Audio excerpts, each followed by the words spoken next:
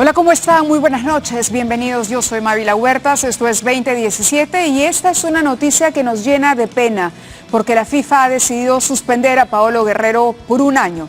Eso supone que nuestro capitán no iría al Mundial. Hay dos instancias, me parece, donde todavía él puede apelar, pero cada día se agotan las oportunidades que tendría Paolo para poder participar de la competencia mundial. Y esto definitivamente nos entristece a todos. Al margen de ello, ya la Federación Peruana de Fútbol se ha solidarizado con el jugador. Sus abogados continúan trabajando para agotar todos los esfuerzos y todas las posibilidades que haya que agotar para que Paolo pueda llegar. Se va a apelar esta decisión, pero entre tanto esta es la situación y más adelante abordaremos brevemente este tema también. Vamos ahora con nuestro entrevistado. Lo hemos anunciado durante todo el día. Está con nosotros el señor José Klimper, secretario general de Fuerza Popular. Ustedes fueron testigos el día de ayer de estos allanamientos en dos locales de ese partido político a partir de un pedido hecho por el fiscal José Domingo Pérez, aceptado por el juez Concepción Carguancho, que fue el que dispuso que se podía proceder a estos allanamientos. Hay algunas imágenes de los allanamientos ayer. Pudimos ver no solamente al señor Klimper, también a muchos congresistas. Por la noche, Keiko Fujimori se refirió a esto, dijo que ella consideraba que era injusto, que por lo menos el trato no había sido igual si comparamos su caso y la investigación que se le sigue con las investigaciones que se siguen a otros, por ejemplo, al señor Ollanta-Humala o por ejemplo la propia empresa Graña, Odebrecht y demás involucradas también en este mega proceso conocido como Lavallato. Esta es una investigación que básicamente, digo básicamente porque si bien se cita también la contabilidad reciente del partido, se concentra en su mayor parte en lo que fue el financiamiento de la campaña del 2011. Fuerza 2011 era en ese momento el nombre del partido y lo que se ha cuestionado, lo que trascendió por la noche es que el fundamento del fiscal está basado en una doble contabilidad entre lo que habría encontrado la Fiscalía y lo que Fuerza Popular había presentado en la OMPE. Valga la aclaración, y con esto tenemos que abrir, no es lo que ayer encontró la Fiscalía en el allanamiento. Como ustedes comprenderán, no se puede recabar información y esa misma noche, menos de lo que canta un gallo, hacer pues cálculos, revisar hoja por hoja y hacer una comparación que permita llegar por la noche a esa conclusión. La Fiscalía se refiere a documentos que fueron entregados por Fuerza Popular en su momento, como ayer señalaron los directivos de este partido político, y lo que la Fiscalía encontró primero en la OMPE, lo que se había declarado. Y por ese lado vamos a iniciar esta conversación con José Klimper, quien está aquí con nosotros para hablar de eso y por supuesto también de otros temas de coyuntura. Bienvenido, muchísimas gracias. Buenas noches, Malvina, mucho gusto. Tenemos una foto que me gustaría mostrarle al señor Klimper. A ver si me ayuda a switcher. Esa es la foto cuando usted fue designado ministro de Agricultura por el presidente Alberto Fujimori. ¿De cuándo data esta relación entre el fujimorismo y José Klimper? La empresa en la que yo trabajaba era una empresa industrial, comercial, fundada por mi padre y sus socios en el año 51. Por el año 92 decidimos incursionar, cuando chaparon a Abimael Guzmán, decidimos incursionar en la agricultura. Y entonces, hacia el año 98, 99, ya estábamos en la agricultura y no nos iba muy bien. Y entonces yo escribí 4 artículos en contra de la política agraria del presidente Fujimori, me los publicó la revista de SAN, la Universidad del Pacífico, el Banco Central de Reserva y alguien más. Producto de estos artículos, criticando la política, el presidente de la República me llamó el 26 de julio del 2000 y me invitó y me dio la mano, me jaló, cuando lo saludé y me dijo, bienvenido, usted va a ser ministro de Agricultura. Yo le dije, gracias presidente, me halaga, pero yo no podría hacerlo, no tengo las capacidades y además yo tengo un pensamiento más liberal.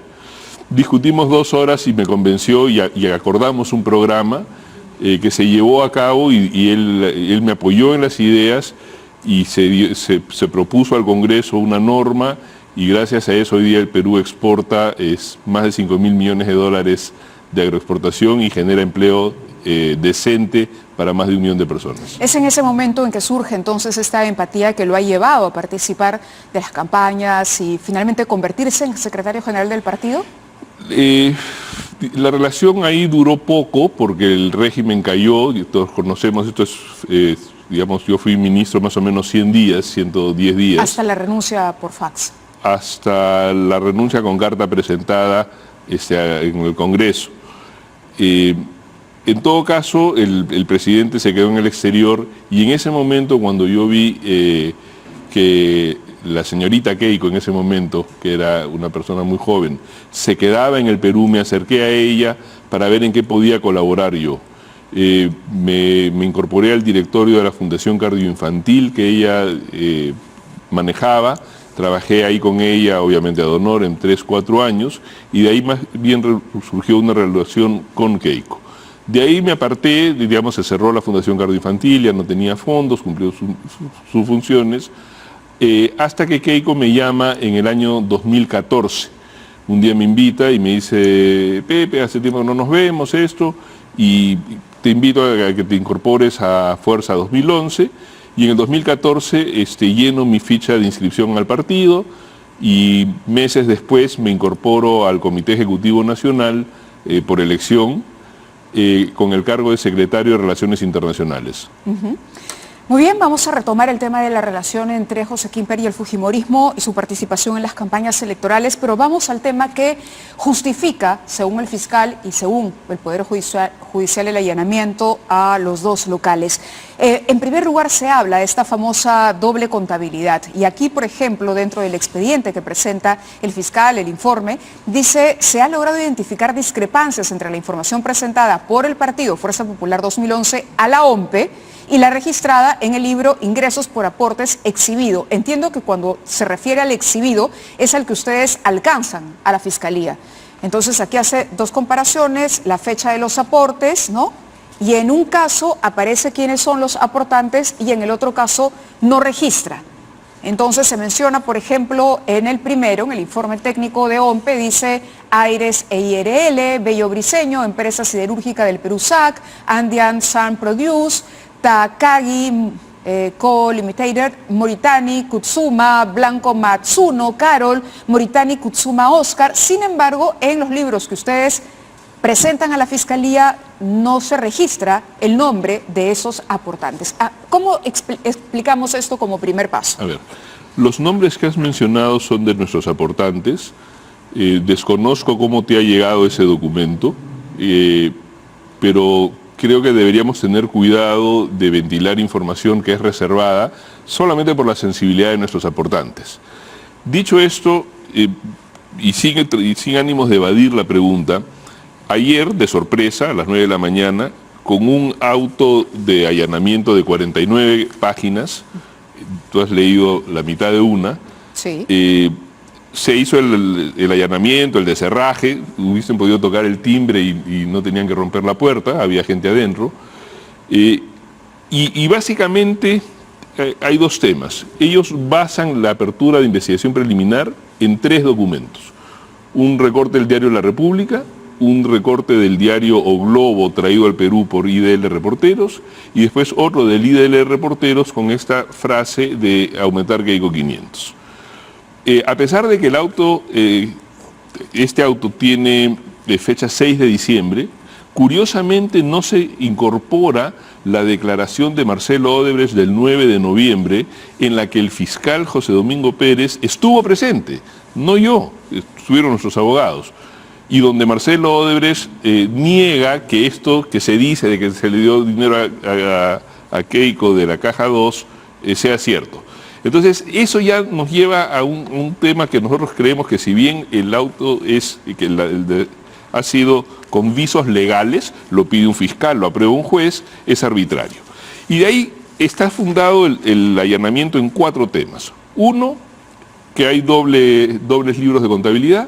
Segundo, que hay aportes no registrados o aportes fantasmas. Tercero, que hay facturas que no corresponden. Y cuarto, que el señor Klimper, el secretario general, estaría obstruyendo la justicia, oponiéndose. Entonces, vamos punto por punto. Punto por punto.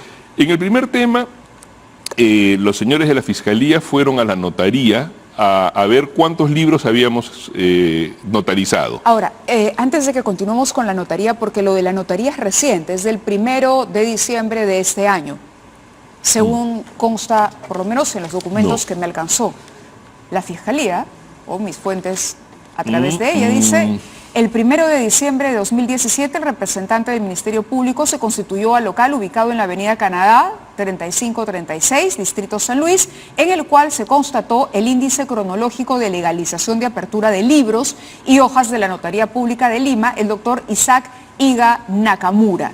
Esto fue el 1 de diciembre. Pero ellos aquí primero comparan los informes que ustedes alcanzan, la contabilidad que ustedes entregan a la OMPE, con la contabilidad que ellos...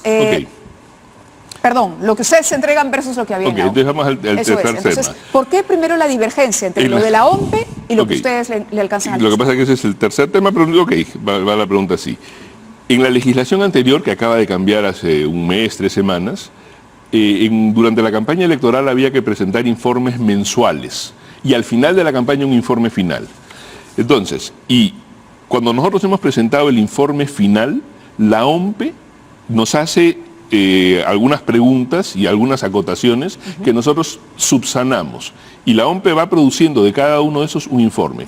¿Cómo trabaja la OMPE? No es que nosotros le mandamos la información. Los peritos de la OMPE vienen, se sientan en nuestras oficinas, ven documento por documento y presentan su reporte. Entonces, nosotros tenemos de esa campaña, de las personas que tú has mencionado, tenemos 5 informes. El de un mes, el del otro mes son 4 meses antes, el informe final, las preguntas que nos hace la OMPE y el de subsanación. La Fiscalía ha comparado la información que le dimos a la Fiscalía a su solicitud y lo que figura en nuestros libros con el penúltimo informe de la OMPE.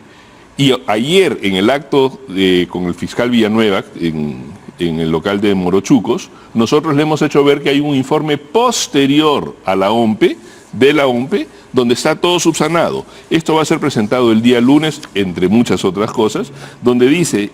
Estoy leyendo textual del informe de la OMPE. En base a la información anteriormente mencionada, el Partido Político Fuerza 2011 subsanó las observaciones que se encontraban pendientes según el informe final, subrayado informe final, de verificación y aclaraciones y descargos de la información financiera. Mávila, acá hay 49 carillas de imputaciones. Obviamente en el ajetreo, todos hemos visto las imágenes ayer, nosotros no nos hemos podido poner a estudiar todo esto. Hoy hemos empezado a hacerlo, lo vamos a hacer mañana y lo vamos a hacer el domingo. Y el lunes vamos a presentar a la propia Fiscalía todos los descargos. Pero puedo adelantar que todo está en orden. Así como en la pregunta tuya, vinculada a la OMPE, puedo traer acá el informe verdadero de la OMPE que calza, lo mismo con los libros contables. Es decir, la Fiscalía no tomó en cuenta el informe final subsanatorio de la OMPE. Es correcto, tal como lo has dicho. Pero eso es un error en el proceso. Eso es un error administrativo o una falta de... Y en cualquier caso, si uno solicita información a la OMPE, viniendo sobre todo la solicitud de la Fiscalía, la OMPE no está en la obligación de entregar el último informe. No se solicita, se baja de la internet. Es culpa de quien lo baja de internet. Toda la información de la OMPE es pública y es gratis y no duele.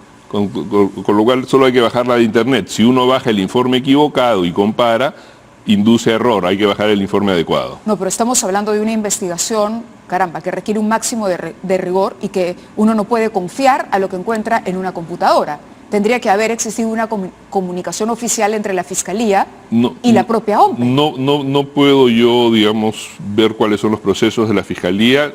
Lo único que puedo decir es que la información que le hemos presentado a la Fiscalía y los nombres que has mencionado y que yo preferiría que no se ventilen en público, porque es información privada de nuestros donantes, es exacta a la información verificada por la OMPE. ¿Y el día de ayer cuál ha sido la reacción del fiscal cuando ustedes le han hecho notar eso? No, ayer no es que no hemos hecho notar esto. Ayer el fiscal ha venido a incautar, ha venido a llevarse cosas, ha llevado media camioneta de papeles, ha revisado 20 ambientes. Por si acaso nuestra oficina no tiene 20 habitaciones.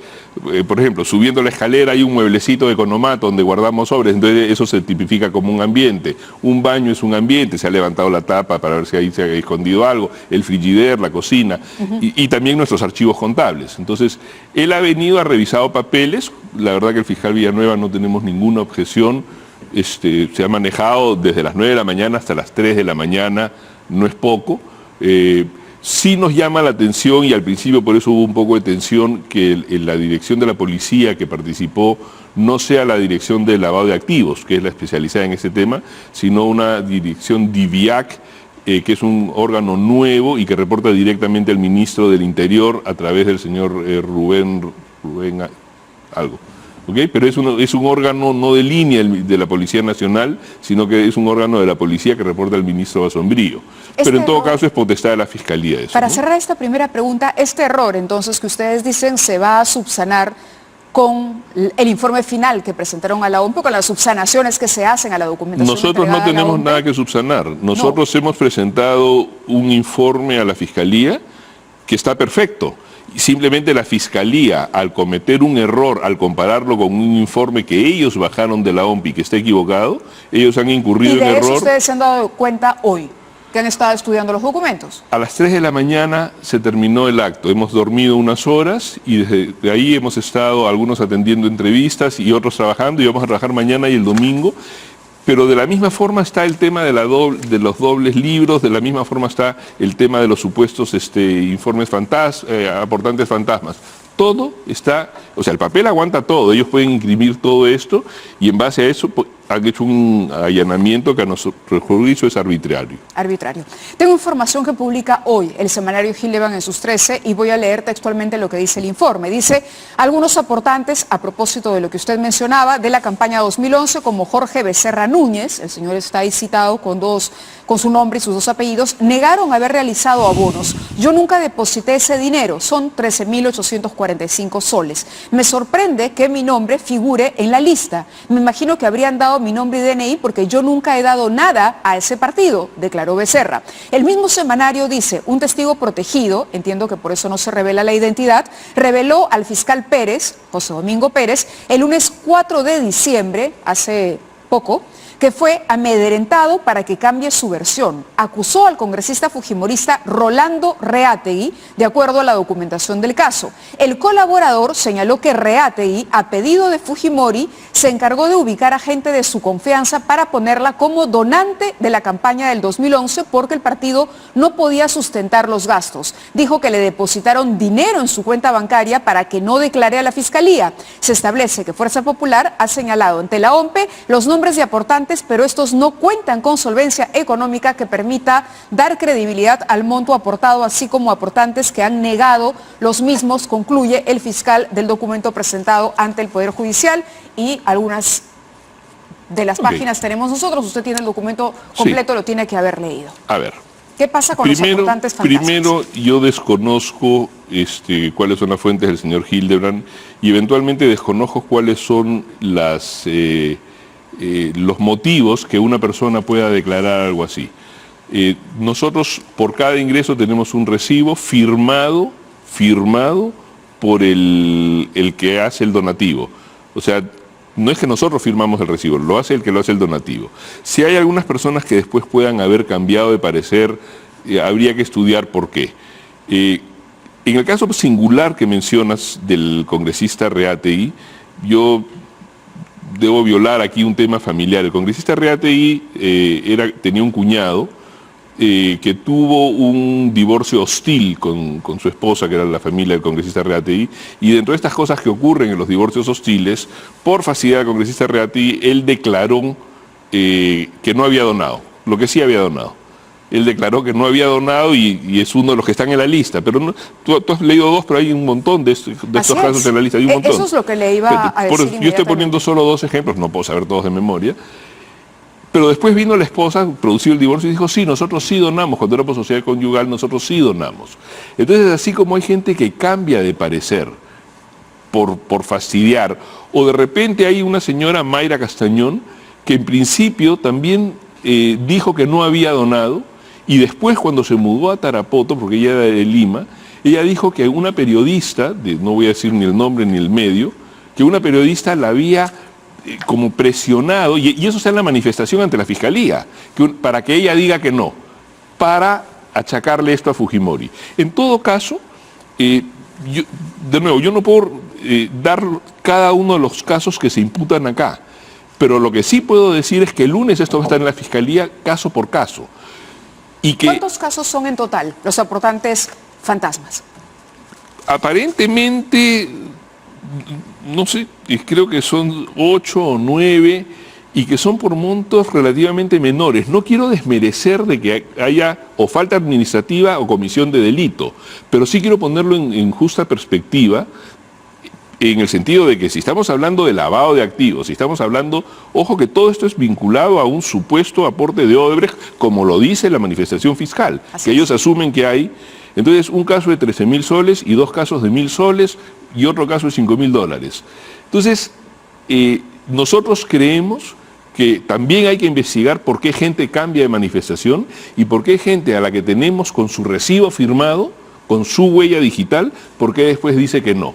Que también puede ser al revés, que alguien los indujo a cambiar de parecer por motivos políticos. Bueno, lo que dice alguno, dice que le depositaron dinero en su cuenta para que se pudiese usar su identidad en esa lista de aportantes. Tendría que demostrar el depósito. Claro, tendría que llevar el depósito y ustedes el recibo. Nosotros tenemos los recibos de todos.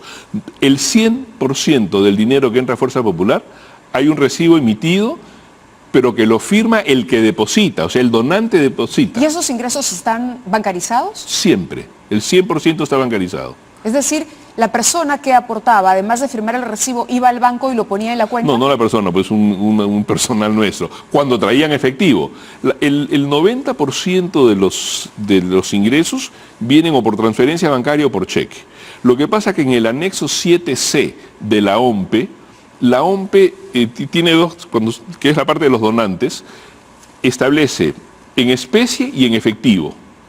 Y en efectivo no diferencian lo que es cheque de lo que es numerario, de lo que es monetario.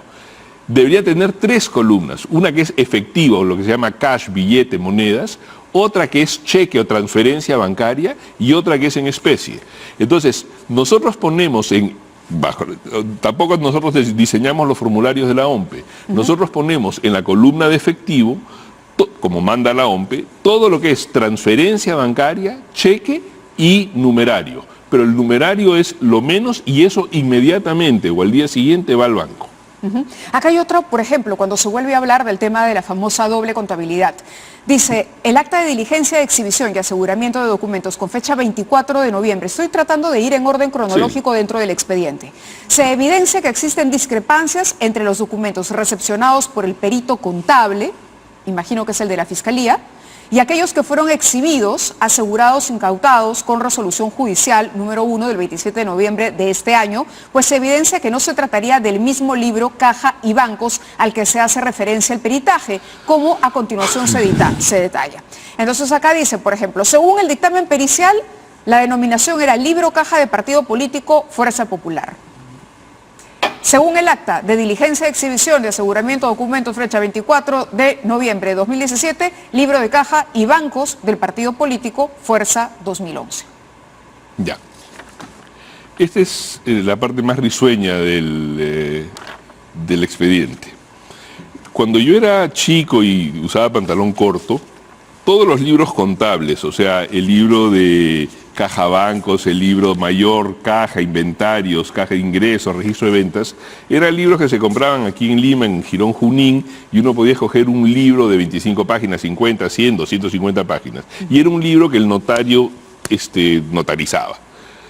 Ahora que ya hay computadoras como desde hace 25 años, y como los libros no pasan por la impresora, lo que se hace, todas las empresas, incluyendo América Televisión y todas las empresas medianas, grandes, lo que se notarizan son hojas. Entonces uno agarra hojas del formato que uno quiera, las folia del 1 al 100, del 1 al 300, del 1 al 500, y uno va y las notariza. Y el notario pone un sello y dice, estoy notarizando el libro caja bancos con folios del 1 al 100 o del 1 al 300 o del 1 al 500. Cuando se van a acabar, y de esa forma las hojas corren por la computadora, por la impresora, y se van archivando en un archivador normal. Cuando se van a acabar, uno vuelve al notario, pero la foliación sigue. Si al principio fue de 1 a 500, ahora va del 501 al 1000, o lo que fuese. Como el partido antes se llamaba Fuerza 2011, primero se hace el libro Fuerza 2011. En el camino, cuando se hace la segunda impresión de hojas, la segunda notarización de hojas, ya se llama Fuerza Popular y se notariza Fuerza Popular. Entonces, el despacho de la Fiscalía fue a la notaría y dijo, quiero ver todas las notarizaciones. Y vio que nosotros habíamos hecho 3 notarizaciones del libro mayor. Entonces dijo, acá hay 3 libros.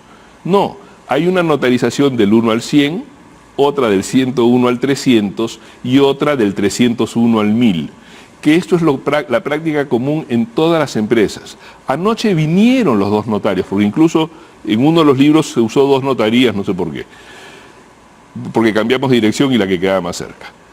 Entonces, ayer vinieron los notarios y le explicaron esto al fiscal Villanueva, que es el que condujo la diligencia en nuestro local de Morochucos, y quedó satisfecho.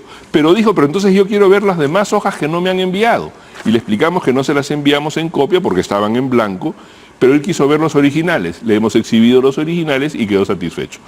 Eso, que es práctica común en el 100% de las empresas, es lo que ha generado esta idea de doble. No existe doble contabilidad y todo esto lo estamos presentando en el escrito el día lunes. Correcto, el 1 de diciembre es que se produce el allanamiento, bueno, o la constitución, dice el representante del Ministerio Público, se constituye el local ubicado en la avenida Canadá, en el distrito de San Luis, para la legalización de apertura de libros y hojas en la notaría del doctor Isaac Iga Nakamura. Así es. Esto ha sido una diligencia reciente. Claro, pero ojo, la avenida Canadá no es nuestro local, es el local del notario. Del notario. Entonces ellos fueron al notario directamente a preguntar, a ver, quiero ver todas tus notarizaciones. Entonces se encontraron que de Fuerza Popular habían 3 libros mayores.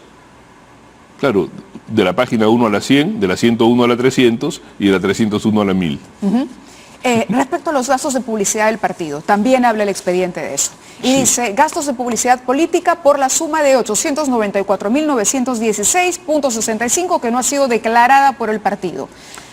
A ver, vamos al detalle. Con relación a los gastos de publicidad electoral no declarados por la organización política por la suma de más de 300.000 soles, los propios medios de comunicación han proporcionado. Aquí ya no es ni la OMPE, ya no es la notaría. Ahora son los medios de comunicación que proporcionan documentación a la OMPE sobre la publicidad electoral contratada por el partido Fuerza 2011. En ese sentido se junta copia de la referida documentación alcanzada por los medios. Se hace referencia a 7 facturas por servicios de publicidad brindados por la empresa Allianz SAC.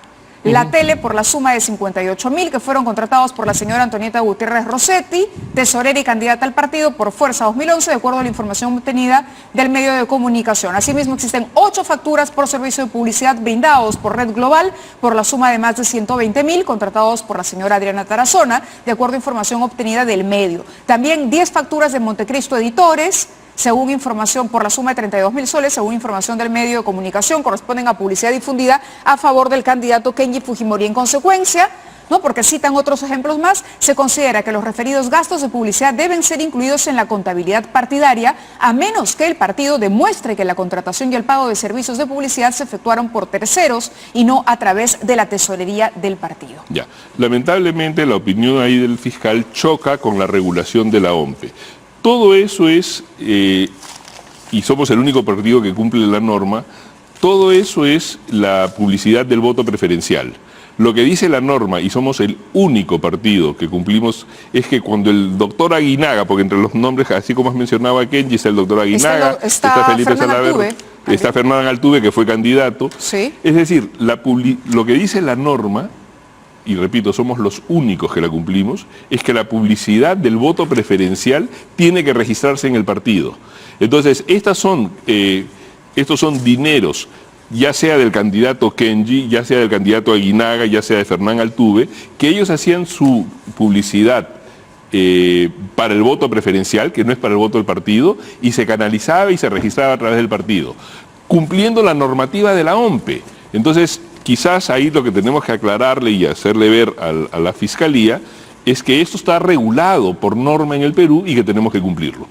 Pero eso, lo que dice la Fiscalía es que debió estar registrado dentro de la contabilidad del partido. No, en la norma de la OMPE, porque no son fondos del partido. Cuando Kenji o cuando Altuve o cuando Aguinaga hacen publicidad, o cuando Luz Salgado, que también es otro caso, hacen publicidad, ellos lo hacen de su pecunio.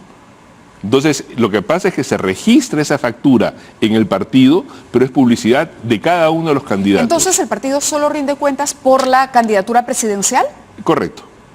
La candidatura presidencial y la mancomunada congresal, o sea, por lo que son las listas completas. Las listas completas, pero ¿y quién rinde cuenta sobre la publicidad que contratan los congresistas candidatos al Congreso? Cada uno. Y por eso es que en la nueva norma, en la reforma electoral, en el capítulo que se ha aprobado recientemente, se dice que cada uno de los candidatos por el voto preferencial tiene que nombrar un representante para que sea responsable de esa publicidad. Bueno, más información. A ver, a usted se le vincula con Graña y Montero, ha sido director definitivamente de la empresa, y dicen, claro, por ahí pudo venir el vínculo con Fuerza Popular. Y armando una línea de tiempo, usted... No, mi vínculo con Fuerza Popular, lo hemos visto, es con el presidente Fujimori. Empieza en el 2000, ¿no es cierto? Usted conoce al presidente Fujimori, se hace su ministro, termina el gobierno de Fujimori y pasa cierto tiempo hasta que se convierte en director de Graña y Montero. ¿Esto es hasta el año 2005? No. Es inmediatamente después de la adjudicación, ¿no? ¿De qué adjudicación? De la adjudicación de la carretera interoceánica. A ver, el 27 de julio del 2005 yo publiqué un artículo en el diario Correo bajo el título Carita nos salió la foto, donde yo criticaba la carretera interoceánica. Y con muchos datos, con esto de la fascinación del trámite del SNIP, de deuda pública, etcétera. Y la información la saqué de un comunicado de la ONG Labor, que lo firmaban, entre otros, el actual ministro Carlos Basombrío o el congresista Gino Costa. Y publiqué este artículo el 27 de julio del 2005. Una semana después no nos hicieron caso y se firmó el contrato en 18 minutos el 4 de agosto del 2005. Pero luego usted ingresa a trabajar a Graña. Yo me incorporo al directorio de la holding de Graña en abril del 2006. A pesar de que había cuestionado el manejo de esta obra. Hay cientos, en el camino la CAF había financiado, no tenía ninguna observación del gobierno peruano. Los 4 grandes bancos del Perú la financiaban, la Superintendencia del Mercado de Valores no había dicho nada, la SUNAT no había dicho nada. Yo había cuestionado la obra porque no se conocía la rentabilidad social, está escrito y publicado en el artículo, y en todo caso no había ningún viso de ilegalidad en ese sentido, era una concesión que el gobierno había querido dar. Pero además yo me incorporo a la holding. Debajo de la holding está Graña y Montero Construcciones. Y esa empresa es una tercera empresa más abajo que es Conirsa, que es la que hace la sociedad con Odebrecht. No había forma desde el directorio de la holding de ver cada uno de los proyectos, que podían ser 180, 200 proyectos simultáneos en 6 países del mundo. ¿Y cuál era su misión? ¿Cuál era el trabajo concreto que usted desempeñaba en la holding? La misma que los demás 8 directores. Trazar políticas, invertimos en transportes, invertimos en gas, invertimos en comunicaciones, en fuentes de ingreso permanente, nos vamos al sector minería. Lo que hacen los directores, dirigir, trazar políticas, no era un tema de gerencia. Se va de Graña en el año 2015. Yo renuncio a Graña en el 2015 cuando decido aceptar la candidatura a la primera vicepresidencia y para que no haya contaminación política. Sin embargo, en el año 2011, usted seguía en Graña. Así es. Y hace un aporte al partido Fuerza Popular de 200.000 soles. Sí, de mi dinero. He ido ya 4 veces a la Fiscalía a declarar, he presentado mis declaraciones juradas y gracias a Dios mi situación económica, mis declaraciones juradas presentadas a la SUNAT, tengo 4 hijos profesionales, vivo en casa propia, tengo ingresos económicos y me parece que parte de contribuir al sistema democrático y político de mi país es contribuir con el partido político que yo creo que es el mejor, y es Fuerza Popular, y todos los años contribuyo con una parte a Fuerza Popular. ¿Le puedo preguntar de dónde venían estos 200.000 soles? Sí, yo tengo rentas de segunda, tercera, cuarta y quinta categoría. Además, mi padre y mi madre vivos nos han hecho adelanto de legítima, o sea, adelanto de herencia a los 4 hijos, y a través de la Bolsa de Valores de Lima, acciones registradas, he vendido acciones en la Bolsa de Valores de Lima por montos importantes que han sido abonados por Cavalli a mi cuenta corriente del Banco de Crédito y salieron del Banco de Crédito. ¿Cuándo se une a Fuerza Popular? Perdón, y esa información la he dado 4 veces a la Fiscalía. Me han llamado 4 veces, la última el 23 de noviembre, a preguntarme la misma pregunta que me has hecho. Tanto es así que la última vez ya he preguntado, me remito a la que contesté el 23 de marzo del 2016, pregunta 17. Me remito a la que contesté el 15 de mayo del 2016, pregunta 21. Ahora, ayer cuando usted hablaba, o cuando la propia Keiko Fujimori decía, están cuestionando a nuestro secretario general, pero él realmente se suma al partido en el año 2014, uno dice, bueno, sí, pero usted tenía ya una relación desde el 2011, no desde el 2014, desde el 2011. ¿Define relación? ¿Era militante del partido? No, yo soy militante a partir del año 2014. Hay una entrevista que le concede a Rosa María Palacios. En esa entrevista ella le pregunta cuál es su relación. Es una entrevista del programa que tenía en América Televisión y usted le dice que era delegado de comunicación. En la campaña del 2011, yo no participo en la primera vuelta, eso es público. Cuando entran a la segunda vuelta, Keiko y Ollanta, no era el Ollanta que hoy día conocemos, porque ya conocemos la historia, era el Ollanta de Chávez. Era el Ollanta que todos pensábamos que era el modelo chavista y estaríamos como Venezuela. Ante ese susto, yo que era simpatizante, no militante de Fuerza Popular, me acerco y digo, ¿en qué puedo ayudar? Entonces me dijeron, oye, como tú manejas los temas empresariales, nosotros tenemos un programa de gobierno que ya estaba hecho.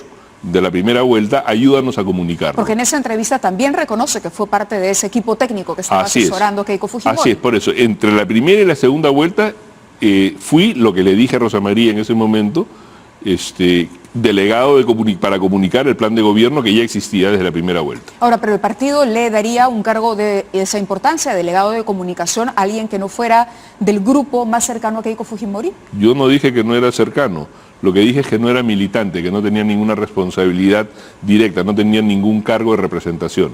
¿No tenía un carnet partidario? No. ¿Tampoco estaba inscrito? No. ¿Y Keiko Fujimori le confía ese cargo a pesar de que no estaba dentro de la militancia? Como a muchas personas. Entre la primera y la segunda vuelta del 2011 muchos nos sumamos a que no ingrese el chavismo en el Perú. ¿Y este aporte de 200.000 soles se entrega en ese lapso entre la primera y segunda vuelta? He entregado en toda mi vida 11 aportes a Fuerza Popular. Y los 11 han sido bancarizados con fondos que han estado estacionados largo tiempo en mi cuenta corriente del Banco de Crédito, o sea, no es que entraron y salieron, con fondos que están ahí, como que tengo hoy día saldos en mi cuenta del Banco de Crédito, y los he transferido a Fuerza Popular. Y los 11 se los he entregado a la Fiscalía, se los he entregado a la OMPE y está todo en orden. Según la información que tengo, es usted el mayor aportante a Fuerza Popular. Lo que pasa es que ser el mayor aportante no es mucho, porque hay un tope que es de 65 UITs. Entonces sabemos... ¿Que equivale a cuánto? Será algo un poquito más de 200.000 soles ahora. Creo que la UIT está en 4.000. ¿El límite de la aportación en total o por año? Al año. Ajá. Entonces, ¿qué pasa? Que habemos varios que en realidad topamos el tope y que quizás la diferencia que uno figure primero, otro después, es el tipo de cambio. Si uno aporta en dólares, se registra el tipo de cambio, entonces puede haber un tipo de cambio de uno, un tipo de cambio de otro, pero sí figuro como uno de los principales aportantes y me siento orgulloso de hacerlo. Yo no tenía 11, tenía más bien sus aportes anualizados, a ver si coincide con lo que usted recuerda. 200.000 en el 2011, 2012 no tengo información sobre aporte, 2013 tampoco, en el 2014 sí, 98.338 soles, en el 2015 también, 220.860, en el 2016, 222.820, esto es de la campaña última, dice mayor aportante, si uno suma todos estos años, desde el primero hasta el último, 742.018 soles, que es lo que usted aportó.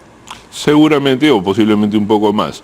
No recuerdo las cifras exactas, pero como la Fiscalía me lo acaba de preguntar el 23 de noviembre, llevé un cuadrito, llevé las copias de los recibos por cuarta vez, y entonces sí sé que he hecho 11 aportaciones en toda mi historia. Hay gente que de repente, eso es más o menos $200.000, hay gente que prefiere comprarse un departamento, irse de viaje, comprarse un carro lujoso, ¿no?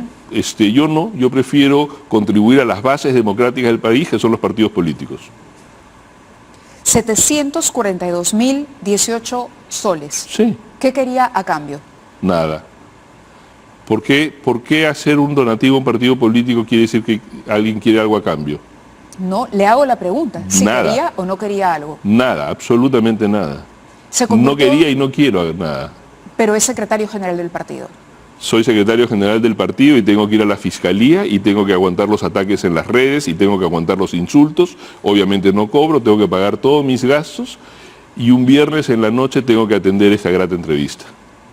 ¿Por qué aportar tanto dinero a un partido político? Porque los partidos políticos son la base de la democracia. Porque si nosotros no tenemos partidos políticos sólidos, entonces, ¿qué es lo que tenemos? Que cada 5 años tiramos los dados. Yo tengo la felicidad no solo de tener a mis 2 padres vivos, sino de tener a mis 4 hijos viviendo en el Perú.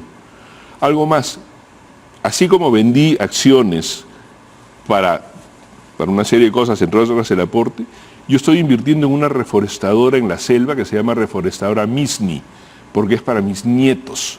Y estoy plantando árboles que se van a cosechar dentro de 25 años, en el 2042. Entonces, yo me estoy proyectando para mis nietos. Entonces, como tengo energía, como tengo ganas, como tengo capacidad, como amo al país que recogió a mis padres que vinieron con una mano adelante y una mano atrás de Europa, huyendo de la revolución bolchevique, yo creo que hay que contribuir con los partidos políticos. Creo que debe ser una costumbre. ¿Y por qué era una mejor opción? Quienes piensan que cuando uno hace un aporte quiere algo, no están entendiendo el fundamento. Es como cuando uno hace una obra caritativa. Entonces, ¿qué uno quiere a cambio? Le regalo a la Fundación Peruana del Cáncer, ¿qué quieres a cambio? Le regalo a la Fundación Cardioinfantil, ¿qué quieres a cambio?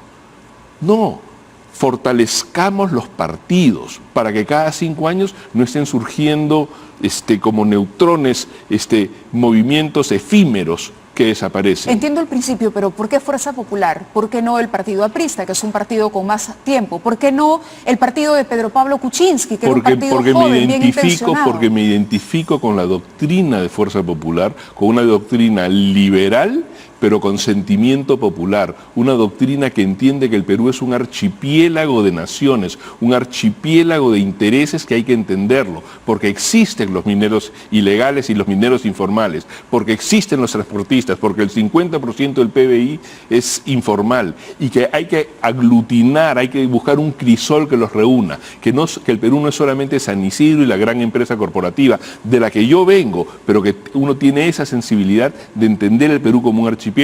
Y además, si hubiese, como planteas en la pregunta, donado al partido aprista, la pregunta podría haber sido ¿y por qué no donó usted a Fuerza Popular? Claro, pero esto viene con una repregunta. Tanto en el año 2011 como en el año 2016, Keiko Fujimori era la favorita para ganar las elecciones. También podría considerarse una jugada al ganador. Okay. No quiero ser agresivo, pero quizás las personas que piensan así, lo piensan así de sí mismas. Yo no. Lo hizo por esta lo sigo y lo sigo haciendo. Ideológica. Lo hice, vuelvo a repetir, porque creo que los partidos políticos deben ser sólidos. Si tú vas cualquier noche al Paseo Colón, vas a ver clases a los jóvenes. Nosotros mismos damos clases, nos reunimos, hay formación política, hay manejo de juventudes, hay redes, comunicaciones. De lo contrario, ¿qué va a pasar en el 2021? ¿Qué va a pasar en el 2026? Voy a volver al tema Fuerza Popular porque quiero aprovechar su presencia. Hace tiempo que le consta que lo hemos estado buscando para conversar con usted de diversos temas y Fuerza Popular definitivamente es un partido importante, tiene la mayoría en el Congreso y es importante conocer la opinión de su secretario general. Hoy, para variar, el semanario Hildebrand en sus 13 también habla de una auditoría. A ver, dice, se sabe, por ejemplo, que el bufete norteamericano Simpson, Thatcher, etcétera, no descubrió actos de corrupción en la empresa, estamos hablando de Graña y Montero, ¿no? Porque el Comité de Riesgos, Cumplimiento y Sostenibilidad de Graña no le entregó todos los estados financieros. Faltaba o no estaba disponible una cantidad importante de documentos, contratos y demás documentos operativos, lo que limitó la capacidad de analizar completamente las transacciones.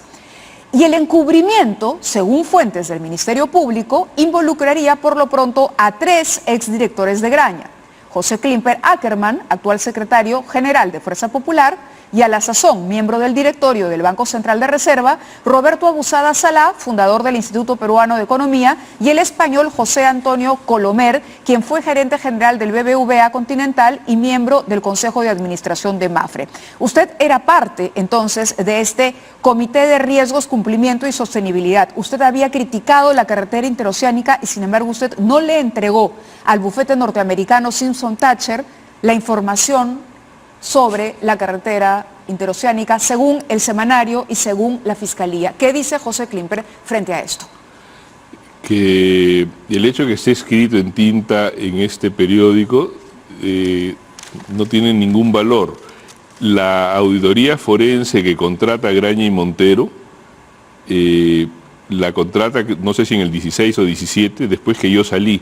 Yo nunca tuve relación con esa empresa, no fui miembro del comité de riesgos, yo era miembro del comité de auditoría y procesos, y la auditoría forense que ellos contratan es después que se conocen los hechos en Estados Unidos, Suiza y Brasil de Odebrecht, cuando yo ya me había retirado de la empresa.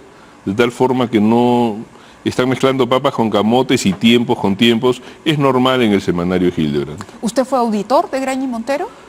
No, no podría hacerlo porque no soy contador. Yo fui miembro de un comité de auditoría y procesos donde veíamos temas de procedimientos. ¿En Cristiano qué es eso?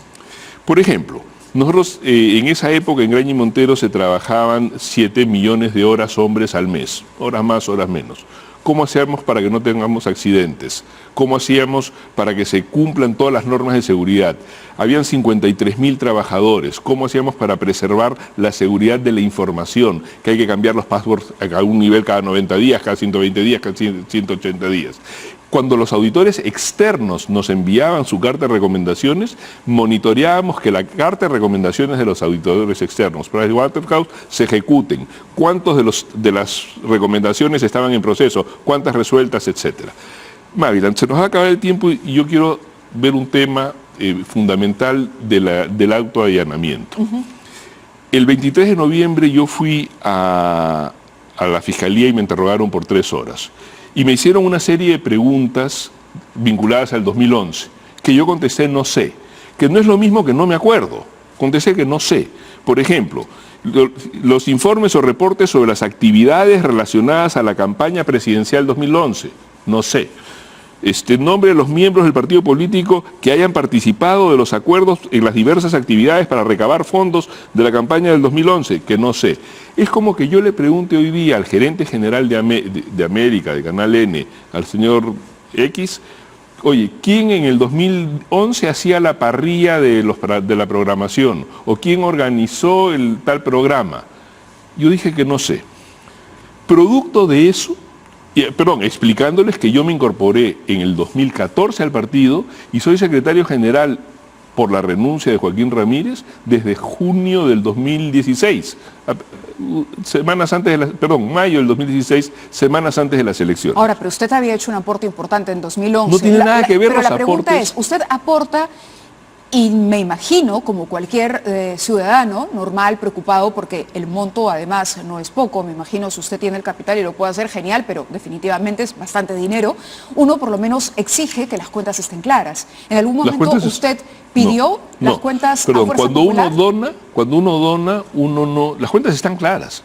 Cuando uno dona, uno no exige nada. Yo doné y se acabó. ¿No pidió que le dijeran en qué se había empleado ese dinero? En 2011. No. No. Tampoco los otros aportes, simplemente los donó, tiene yo los plena doné confianza en la administración y yo tengo plena y en confianza, la tesorería de Fuerza plena confianza, como se demuestra con todas las auditorías que hemos tenido. Pero quiero terminar. Sí, por favor. Entonces, producto de estas respuestas que yo digo, no sé, explicando que yo me incorporo en el 2014, las conclusiones sobre las que se basa el allanamiento, dice, se establece que el secretario general del partido Fuerza Popular desconoce sobre la información y documentación de actividades relacionadas a la campaña presidencial del 2011, lo que permite inferir que se opone a que el Ministerio Público obtenga evidencias del aporte de la empresa Odebrecht y o vinculadas a su organización. Porque no sé ¿cómo pueden inferir que me opongo a que el Ministerio Público obtenga evidencias? Y dan por hecho de que hay un aporte de la empresa Odebrecht. El problema es que esto se llama obstrucción de justicia. Y la obstrucción de justicia conduce a situaciones difíciles. ¿Como por ejemplo? Como por ejemplo cualquier medida cautelar que quieran imponer. ¿Prisión preventiva? No lo creo, pero salir al país, no sé, no importa. Pero usted está reclamando que lo hayan redactado así por las implicancias legales que tiene. No, yo lo que estoy reclamando, hemos revisado 3 de las 4 argumentaciones para el acto arbitrario y discriminatorio de allanamiento. Yo quería terminar con la 4ª. Para que se demuestre de la forma en que está redactado, lo que le pase a José Klimper no tiene ninguna importancia. Lo que se demuestra, o sea, si yo digo que no sé algo y que no tenía que saber, ¿Cómo se puede inferir de que yo me opongo a que el Ministerio Público obtenga evidencias? Y además hablan del aporte, ni se cuidan de decir el supuesto aporte. ¿Es al único el que mencionan de esa manera? Es sí, al único. Al único. ¿Y usted cree que es porque hay una animadversión de la Fiscalía hacia usted? No. Yo no quiero saltar a conclusiones. Lo que digo es que los 4 elementos juntos, la doble facturación, los dobles libros porque no entendían lo de las notarías, lo de los aportes fantasmas que se los vamos a aclarar el día lunes y ya puse 2 ejemplos, lo de las facturas que cumplimos la norma de la OMPE de registrar todo lo que es el voto preferencial, y este cuarto, eso es lo que generó que vayan con comba a romper la puerta. Eso es arbitrario. ¿Teme ir a la cárcel? No, en absoluto. Pero eso es obstrucción a la justicia, si lo interpretarse hacia el fiscal. Yo creo que el juez Carguancho ha sido sorprendido por el fiscal. Y estoy seguro que nosotros vamos a presentar por eso el día lunes un escrito salvando todo esto. Ayer no lo podíamos hacer. En el momento que nos lo dan, no podemos decirles esperen, vamos a estudiar esto. Además la oficina hoy es un zafarrancho, se han movido todos los papeles. Entonces nosotros vamos a trabajar incansablemente hasta el lunes a las 6 de la mañana y vamos a presentar apenas salga el Ministerio Público todos los descargos y estamos seguros que el juez Carguancho o quien corresponde en el Poder Judicial no va a ser sorprendido nuevamente. ¿Le puedo pedir hacer una pausa y regresamos con preguntas ya sobre el tema del partido y otros temas de coyuntura? Vamos a la pausa y regresamos con José Klimper.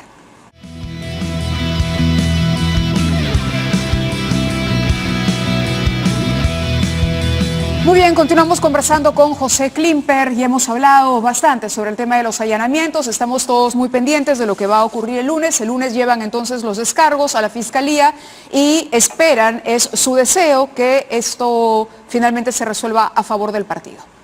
Sí, en realidad no es que, digamos, en un auto de allanamiento no es que tengamos que presentar descargos. Lo que pasa es que como el auto de allanamiento se basa en fundamentos equivocados, nosotros en salvaguarda del partido vamos a presentar un escrito. No, claro, pero la conclusión cuando se dice que un partido presenta doble contabilidad y que esa sería la manera de ocultar fondos de Odebrecht, ahora usted sería el vínculo con Odebrecht en la percepción del fiscal por su trabajo con Graña. No, en absoluto. Entonces, ¿de dónde viene esta vinculación con Odebrecht que hace el fiscal? De una nota en la República, de una nota en O Globo traída por IDL y de la anotación del teléfono, que no sé si la has visto, la anotación son de 6 páginas. La anotación del teléfono de Marcelo Odebrecht tiene 6 carillas. Entonces, donde él apuntaba de todo, apuntaba cosas bastante graciosas, y de ahí sale. Entonces, en ningún momento se sugiere que yo sea el vínculo, ¿no? Todo esto de acá, lo que corre de folios 7. ¿Conoció a Jorge Barata? Nunca. No, sí. Una vez lo vi de lejos junto a otros líderes del sector agrario. Yo presidía una empresa agraria y él nos invitó a almorzar. Yo no conocía a las otras personas porque fueron gerentes. Me senté junto a Fernando Sillonis, donde estaba promoviendo H2 Olmos, o sea, lo que han hecho en Olmos. Proyecto que yo también publiqué un artículo diciendo que me parecía malo. Pero él quería que Agrocasa, la empresa que yo presidía, que es una empresa líder, respetada, invierta en Olmos como gancho para que otros inviertan.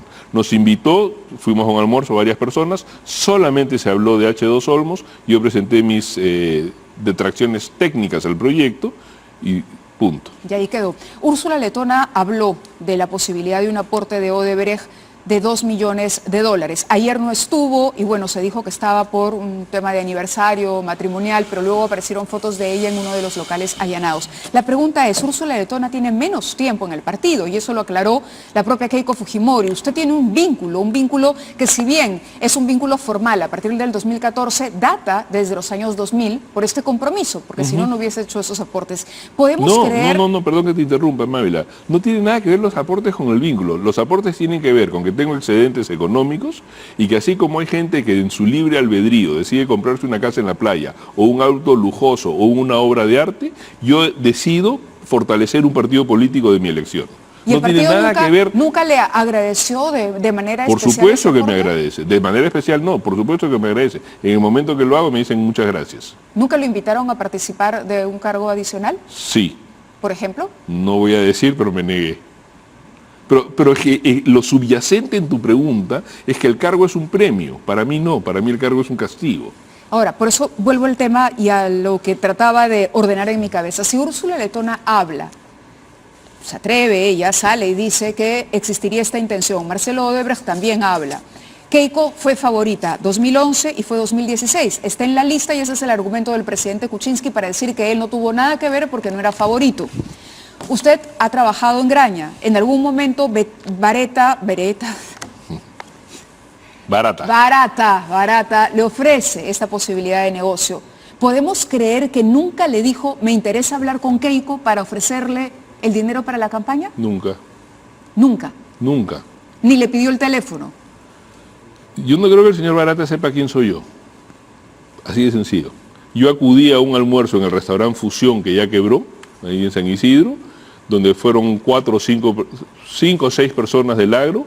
Yo no conocía a las otras, sí conocía a Fernando Sillonis, lo pongo de testigo, me senté junto a él, conversamos, porque Fernando en ese tiempo no era gobierno regional, él era director de información, que vendían información agraria. Entonces conversé con él. ¿El partido le va a pedir a Rosa Bartra que renuncie, como le han pedido otros congresistas, a la presidencia de la Comisión Lavallato? A ver, en las 24 comisiones ordinarias que tiene el Congreso, nosotros tenemos la mayoría que representa el voto popular. En la Comisión Lavallato, nosotros tenemos 2 de 7. O sea, ni siquiera una corta minoría que podría ser 3 de 7. Tenemos 2 de 7. Una de ellas es Rosa Bartra. Entonces, este es un tema que lo tienen que ver en esa comisión. En todo caso, el partido no le tiene por qué pedir nada. Ella no ha hecho nada malo. ¿No encuentra usted un conflicto de interés que la presidenta de la Comisión Lavallato participe directamente de una acción judicial a una de las investigadas cuando ella es precisamente la persona llamada a citar y la que debe investigar y ha pedido o ha defendido su objetividad? Primero no participó. Ustedes pueden conversar con el fiscal Villanueva. Yo creo que en ningún momento se han visto. Presumo que la doctora Bartra no sabe si el fiscal Villanueva es alto, bajo, flaco o gordo. Ella llegó al local, o sea, si nos dicen que están deserrajando, que hay una policía que es una organización rara, ella llega al local, toma una foto para ver el chaleco de los policías y después conversa con uno y se retira. Pero ahí ella está actuando como militante del partido. ¿Perdón? Ahí está actuando como militante del Por partido, supuesto. Pero no como presidente de la Comisión Lavallato. Solamente como militante, pero ni siquiera se acerca al fiscal. O sea, lo que pasa es que en la pregunta tú dices que ella haya participado de la diligencia. Ella no participa de la diligencia, ella llega al local, llega a la puerta, toma unas fotos y se retira. Ok, pero hay un interés especial en este caso, que no es el interés porque ella no va a los allanamientos ni acompaña a los que son detenidos preventivamente por otros casos. No ha violado ninguna norma, yo creo que no tiene ningún conflicto de interés, pero aún así, justo en esa comisión son 7 miembros, 2 de Fuerza Popular. Es decir, si el señor Mauricio Mulder, que es un político, digamos, ya de polendas, con experiencia, si el José Vitocho, García Belaúnde, el congresista García Belaúnde, con todo respeto lo de Vitocho, que también tiene experiencia, si ellos creen, el representante de Acuña, si ellos creen necesario cambiar, ellos lo verán en la comisión. Pero justo en esa comisión tenemos 2 de 7, de tal forma que eso lo decidirán en la comisión y no puede decirse que Fuerza Popular se está imponiendo nada, y creo que la doctora Bartra está haciendo un excelente trabajo y que está siendo reconocido por sus demás colegas. El único grupo que ha pedido que salga es el Frente Amplio. Tenemos que hacer otra pausa, me dicen en Switcher, porque el tiempo nos gana y estamos volando. Sí, vamos a la pausa y regresamos con el final del programa. ¿Le darán facultades a la Premier? Después de 52 días de anunciarlo, ayer la Premier ha presentado a las 8:40 de la noche, ha presentado 37 puntos. ¿Se lo van a dar? Ha presentado 37 puntos, para efectos prácticos entran el lunes. Se ha extendido la legislatura hasta el 12 de enero para que pueda ir a comisiones. ¿Hay ánimo de dárselo? No sé si en los 37 puntos, pero hay ánimo de colaborar con el pueblo peruano. Correcto. ¿Qué es usted, keikista o albertista? Es lo mismo.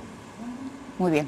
Gracias por haber estado con nosotros, señor Klimper. Ustedes se quedan con Noticias a las 10 y regresamos el lunes. Tengan un estupendo fin de semana. El lunes a las 9 tenemos varios casos interesantes para el inicio de la próxima semana. No dio tiempo hoy.